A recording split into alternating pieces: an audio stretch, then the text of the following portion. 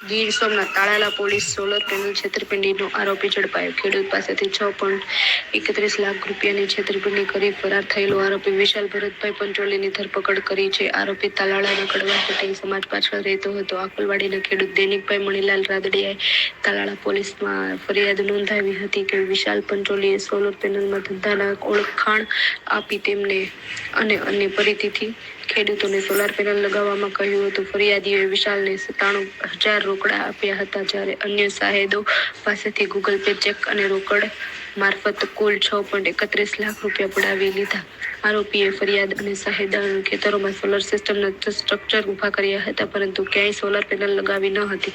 અનેકવાર કહેવા છતાં પેનલો ફિટ ન કરતા ફરિયાદ અને શાહેદોને છેતરપિંડી થઈ હોવાનું જણાયું હતું। આ અંગે ગત 26 નવેમ્બરે તાલાળા પોલીસ સ્ટેશનમાં વિશાલ પંચોલી વિરુદ્ધ છેતરપિંડી અને ગુનાહિત વિશ્વાસઘાતની વિવિધ કલમો હેઠળ ગુનો નોંધવામાં આવ્યો હતો। ત્યારથી આરોપી ફરાર હતો। રેન્જ રાઇનો નિલેશ ઝાઝડિયા, ગીર સોમનાથ પોલીસ જયદીપસિંહ જાડેજા અને ડીવાયએસપી ખેગારની સૂચનાથી તાલાળા પીઆઈ જે.એન. ગઢવીએ સર્વેલન્સ સ્ક્વોડ ટીમ બનાવી હતી। બી.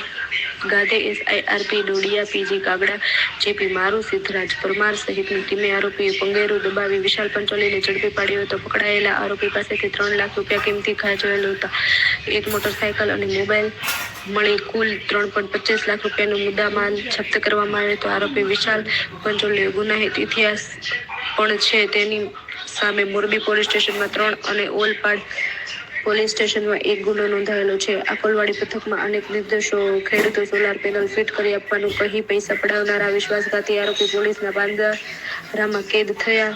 અન્ય નિર્દોષી લોકો છેતરવા બચી